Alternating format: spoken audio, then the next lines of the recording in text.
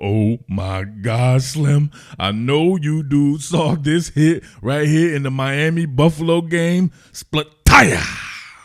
My man Dawson Knox got splatter whacked and sent to the upper room. I know y'all know what the upper room is, baby. The upper room with Jesus. Dearly beloved, we are gathered here in the afterlife. Look at my man, dude. He does not have his head on a swivel. Christian Wilkins on the rebound, bearing down on him, and then splataya. First of all, look at his neck. His neck elongated by a good half a foot. He got that ostrich neck. He ostrich necked this man and splatter whacked him. And listen, I have good news and I have bad news. Unfortunately, Dawson Knox passed away, right? But fortunately, he splatter whacked himself back to life.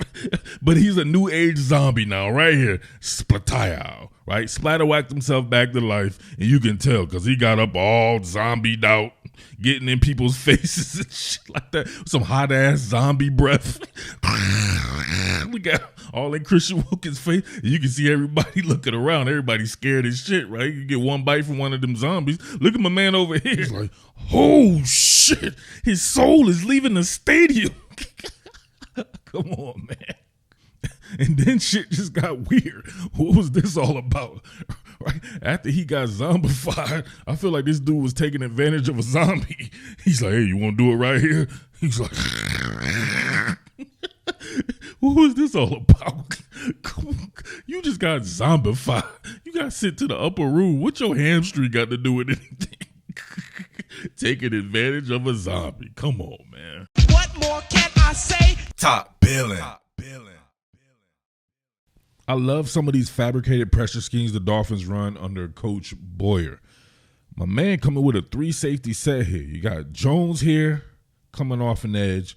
And, of course, over here, my man Javon Holland. Please give me my props. Who called that? But you also have Eric Rowe here. Eric Rowe here is going to distribute or redistribute the balance of power. It's looking like all the pressure or the majority of it is going to be coming off the right side or the left side if you're looking from our perspective here. But it's like more of a bluff as just to get all the attention coming over here. Got max protect going on, and everybody has their attention over here, including Dawson Knox here. But you get that speed on the edge right here, and it's Javon Holland pretty much getting a clear path to victory when it's a little bit too late for the offensive tackle. Look at that. That's hard. That is hard. A strip sack right there. Look right. If you're somebody, if you're on the opposing team, you're definitely going to be thinking a lot of this pressure is going to be coming right here, especially with the redistribution with Eric Rowe coming on that side as well. Look at that. What do we have here? 1, 2, 3, 4, 5 coming off the left side of the defense here, and only 3 guys over here. However, it's this cat right here doing his 1-2 thing. You can see him dip around the edge. This is just pure speed coming off the edge. It's not like the tackle here can really even do anything. Can't get in his quick step phase. So he's instantly in FEMA mode. Nothing he can do about that. Hell of a play design there. And then they get the strip sack right there to your man, Melvin. All right, check this pitch and catch out by the Samoan sniper, Tua Tagovailoa, and your man Trent Sherfield here. Look at Sherfield, widen them out just to bend it and bang it back and goes down the line. Look at the tight window, the version tight window throw by the Samoan sniper here. Trent Sherfield, man, steady Eddie out there. Really can't say anything bad about the guy. Usually when the ball's thrown his way, he's on it, man. Pretty decent route runner, but you can see him right here. You know, we got to do the technicality of it. You that close and not getting hands on, man, you're just asking for it. So he's falling off the cliff, just trying to mirror. So he's going to have to try to decrease the space right here on Sherfield. Now he wants to get to the chicken fighting stage here when he's a little bit out leveraged, especially if it's an outbreaking route here. Sherfield does a good job of, you know what I mean? If they don't call it, it ain't nothing, right? But he just slightly just touches the man, blesses him. But he gets it right back too, so that's why he couldn't run down the line of scrimmage right away. He's getting his jersey held there. But being able to run flat down the line of scrimmage and have an accurate quarterback like the Samoan sniper, he puts it right to the outside here. And look, you can see that the DB is damn near boxed out, right? Boxed out there, and it's perfect. He can't even get to it, even if he tries to interfere, which he is doing right now. Still able to complete this. Look at that, dude. Look at that window. Both hands are damn near on the same plane, and he's able to get it there. And folks were talking about Tyreek Hill bluffing when he said that he was the most accurate QB that he had. So I don't know what to tell you, man. He's clearly accurate and has always been. Mike McDaniel's spacing and alignment definitely does a great job of getting both Tyreek Hill and Jalen Waddle out in space. As you can see right here, you got the front-facing play-action fake, so obviously they're putting a pass tag on the back of a run call here, as it would appear, but it looks to be just pretty much a play-action deal going on here. You even have the motion man widening, and you have Durham Smythe here on his way on a cross formation block to get the unblocked defender, but you see the action going something like this here. But then you got the Houston Rocket himself with a slant. Read that midline. You can see everybody start to widen out here. Nothing but airspace and opportunity right there. And all you have to do is give this man an inch, and he will take a mile. Front-facing play-action fake. Jakob. Then look. Come on. Getting that man out in space like that, having him get that extra yardage. You know he's a roughneck. He's not going down like a $2 hooker, like he's Hollywood Brown or somebody like that. He wants to get upfield. We can see it from this particular action here. Definitely, I don't know.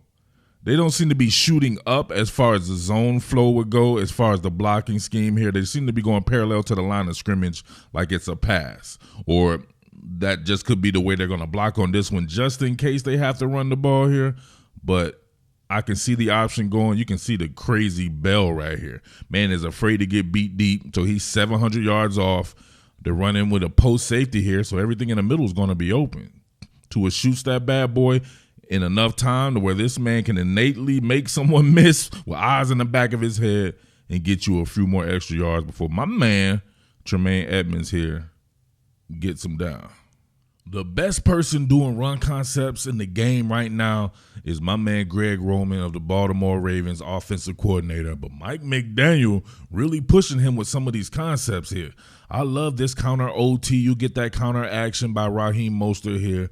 So it's an OT. So they're going to be pulling the opposite guard here. They're going to be pulling Eichenberg. He's going to get the end man on the line of scrimmage. You're going to have Durham Smythe here. He's coming doing big work. He wants to climb up to the strong side linebacker, Milano here. He really collapses his spinal column straight up. And you get Greg Little here. He wants to get the middle linebacker, Tremaine Edmonds. So you can see the work there being done, and you get pretty much down blocks from everyone else. Also got to note Trent Sherfield here coming in with a crackdown. You probably could say that maybe it's a block in the back or something like that, but it looks like more like something from the side. But hey, no matter what, it wasn't called. You know what I'm saying? No harm, no foul. But we can see the action work here. Look at this. Oh, nasty. Look at it layer out. I want you to just look at the blocking scheme right here. Layer out. You see the pulling guard here. In-man on the line of scrimmage. Right? Jakob. Second guy, Matt Milano here. Strong side linebacker come in. Durham Smythe. Jakob. He had to brace for contact. Then you see Greg Little already out on Edmonds here. And Mostert does a great job of navigating this. There was a myriad of places he could have gone right here. But he follows this inside hip and sees that Trent Sherfield is squeezing his man down. So he's able to navigate that, put that foot in the ground, kind of go more lateral than anything here. But this is where it could have been a lot better. Tyreek Hill searching for somebody to get on. Pause. If he could have been more about it, right? If he could have been more about it, this could have been a much better game in here. Tyreek Hill didn't touch anything. Come on, Tyreek. But, man, the concept itself, very dope. So is this one. Lots of moving parts here. You have Trent Sheffield motion to tight. He's going to block down the end man on the line of scrimmage here. They want to create this crease because you got a lot of shit going on here. First and foremost, you have Robert Hunt on a pull.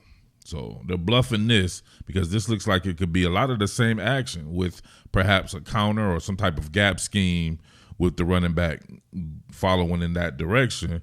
You even have Durham Smythe here, who originally goes like he's going to get that end man on the line of scrimmage, then reverses course. So he becomes the lead blocker for end around to the Houston Rocket here. Everybody getting it in. See here?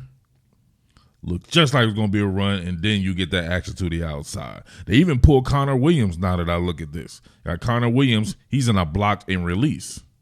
Center right here. He starts to block, gets in, then he detaches and gets out in the formation too. Look at that.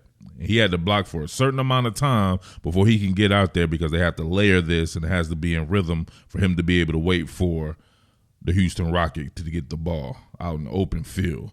Want to see more of these make it from scratch Johns going on with Mike McDaniel because these are very creative here. And, of course, this guy with the ball in his hands can easily navigate like a running back. Very similar skill set to a Steve Smith and all those guys who come from that type of lineage. Steve Smith Sr. Another virgin tight window throw by the Samoan sniper. This time, man, they got a lot of stuff going on here. You can see the defender confused. He's patting his head and rubbing his belly, talking about some rubby baby bubby bumper, ruggy baby bumper, whatever the hell that shit was called as a kid. He doesn't know what's going on because you have Tyreek Hill here at running back. And you have the running back, Raheem Mostert. These guys can flip each other's styles. They're very similar, and they're definitely very similar athletes.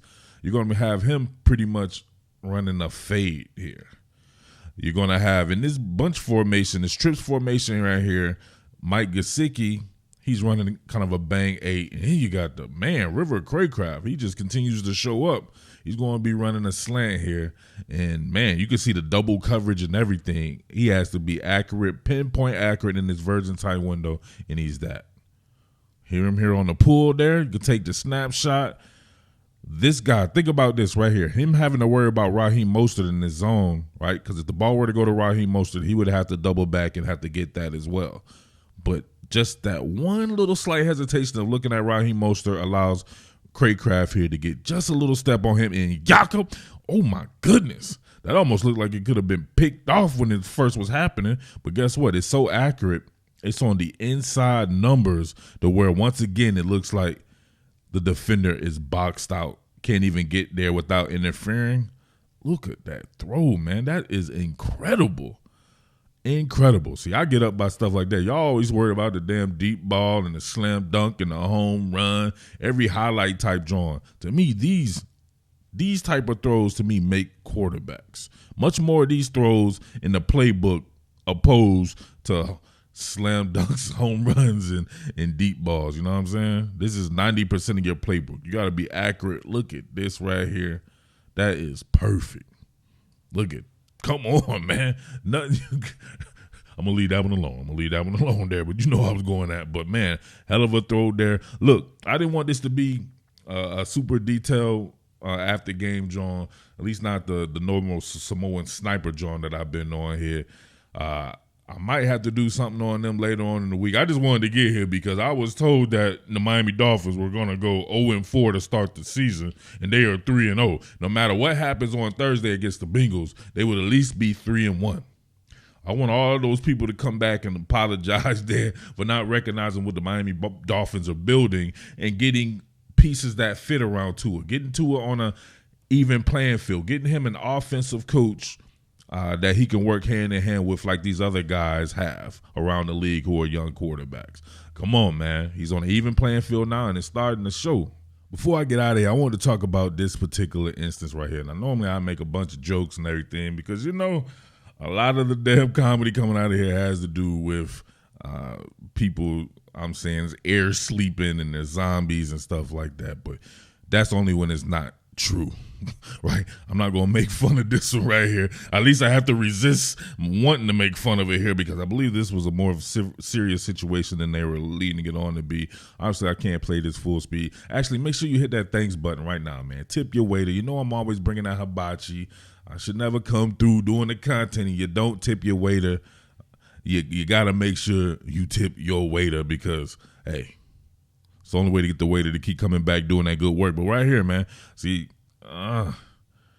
I don't know, man. If they were talking about a leg injury or a back injury or something like that, man, I'm not so sure about that. I do know that Tua is old school tough, and people be questioning his manhood and stuff like that. I think it's a little bit crazy there, but if I had to look at this, man, I'm not so sure if I see something like that, somebody rumbling, stumbling, and bumbling like that I'm thinking about a back injury.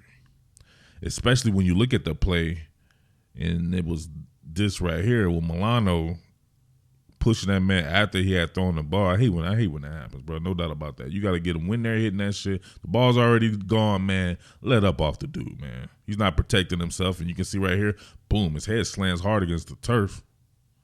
And the first thing he does is put his hands on his face mask like something's going on there. I don't know. I'm not a doctor. I can't speculate. All I can go about is what I see right here, and this would appear to be that old school shit when we used to play back in the day, and they be like, "Oh, you just got a little ding in the head. Go ahead and put some dirt on it and drink some Gatorade and get back out there," type shit. You know what I'm saying? That's that old school mentality. And hey, I think Tua's old school tough. I'm not sure what comes and what goes with this. I don't know if he went back, played even through that touchdown and everything.